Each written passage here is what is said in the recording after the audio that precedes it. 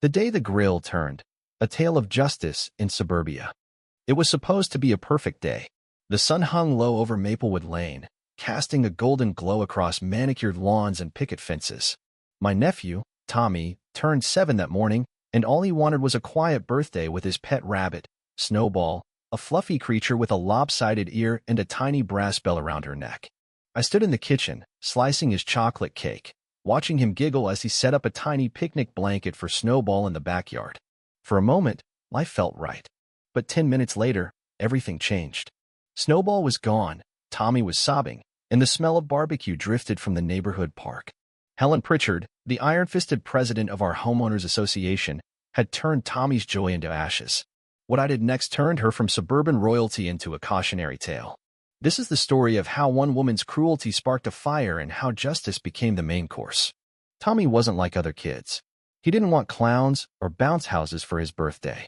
Snowball doesn't like noise, he'd whispered, cradling her gently. She only trusts me. I believed him. That morning, he spread a blanket under the oak tree, set out a toy teacup, and babbled to Snowball about rocket ships and magic forests. I smiled from the window, the cake knife glinting in my hand. But when I stepped out to call him for cake, the blanket was flipped over, the teacup shattered, and Tommy was curled up on the grass, clutching Snowball's torn collar. She's gone, he choked, tears streaking his face. Uncle, she screamed. My stomach dropped. I scoured the yard under bushes, behind the shed nothing. Then I heard it. Laughter, music, and the unmistakable scent of grilled meat from the HOA's annual barbecue. Helen's voice, sharp and smug, cut through the air. Today's special is fresh, lean, and unclaimed. A chill ran through me. I looked at Tommy, his small hands gripping the bell, and I knew. Something inside me snapped. Stay here, I told him, my voice trembling. Then I marched toward the park, each step heavier than the last. The pavilion wasn't far, just past the community green where kids played and neighbors waved. But today, it felt like a battlefield. The crowd's chatter grew louder as I approached, pop music blaring from cheap speakers. I slipped behind a hedge and saw her Helen Pritchard, queen of the HOA, in her crisp white dress and navy apron, wielding a meat fork like a dictator's scepter. She stood by a massive rotisserie spit, carving slices from a roast as neighbors clapped. You won't find fresher than this, she crowed. No tag, no owner, just free protein. Then I saw it on a tray nearby, a singed, white rabbit ear and a tiny brass bell, still warm. My breath caught. It was Snowball's. I stepped out, legs moving on their own. The crowd hushed. Helen turned, her red lips curling. Oh, didn't see you there. Hungry. I didn't answer. My eyes locked on the bell, the truth burning in my chest. She tilted her head, smirking. What's wrong? The quiet uncle. Should have come earlier, limited servings. My fist clenched. You burned her alive, I said, voice low and raw. Helen didn't flinch. Technically, it was a quick roast. Humane, if you ask me. She twirled her fork. You should thank me for teaching your nephew how the world works. That was it. I lunged, knocking the tray from her hands. The ear, the bell, and the scraps hit the dirt. Helen shrieked, stabbing at me with the fork, but I grabbed her wrist, twisted until it popped, and slammed her arm against the table. The fork clattered. You want to teach him the real world?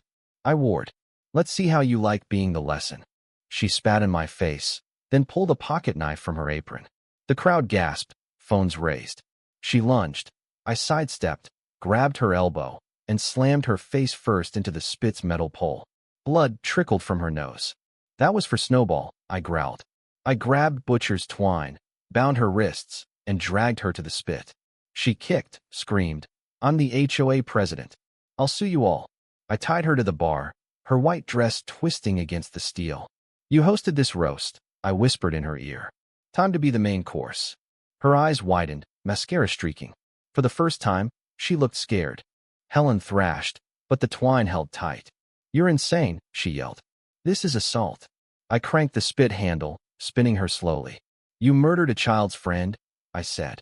This is balance. The crowd watched, silent, phones recording. No one stopped me. They'd all felt Helen's wrath, fines for unapproved mailboxes, threats over lawn decorations. I poured barbecue sauce over her back, the sticky liquid soaking her dress. She wailed, You're crazy. I leaned close. No, I'm just done being quiet. The coals hissed below, close enough to singe. Helen's sobs turned frantic. They'll see this. You'll go viral. Good, I snarled. Let them see what happens to tyrants in khakis. I dangled Snowball's bell before her eyes, then pressed it into her hand. Feel that? That's guilt. Suddenly, a red light blinked on her HOA-issued smartwatch. A robotic voice chimed, "Aerial evac in progress." A drone descended, HOA crest gleaming, a cable dropping. Helen cackled. You thought I didn't have an exit plan? She grabbed the hook, and the drone lifted her, feet scraping the coals. I didn't hesitate. From my belt, I pulled a slingshot, loaded a ceramic ball, and fired. The shot cracked the drone's rotor. It spiraled, crashed, and Helen plummeted, slamming into the spit's edge. She crumpled, coughing, her pristine image shattered. She tried to stand, spitting blood. You psychopath. You assaulted a certified HOA president. I stepped closer, holding the bell. You fed a child's pet to strangers. Her sneer faltered as I forced the bell into her palm. Hold it. You earned it. She clawed at me, but I shoved her back onto a picnic table. Plates smashed, coleslaw splattered. The crowd muttered. She fined me for my rose bushes, one said. She slashed my son's tires, another hissed. Helen's control was slipping. She pointed at me, shaking. This is chaos. No, I said, stepping onto the table. You kept us terrified. Today, you bleed in your pit. I turned to the crowd. Let this be a warning. Then I walked away, leaving her sprawled, one shoe melted, pride in ashes. Tommy was still on the porch, clutching Snowball's ribbon. His eyes, too old for 7, asked if she'd suffered. I sat beside him, pulling out the bell. She tried to walk away like you didn't matter.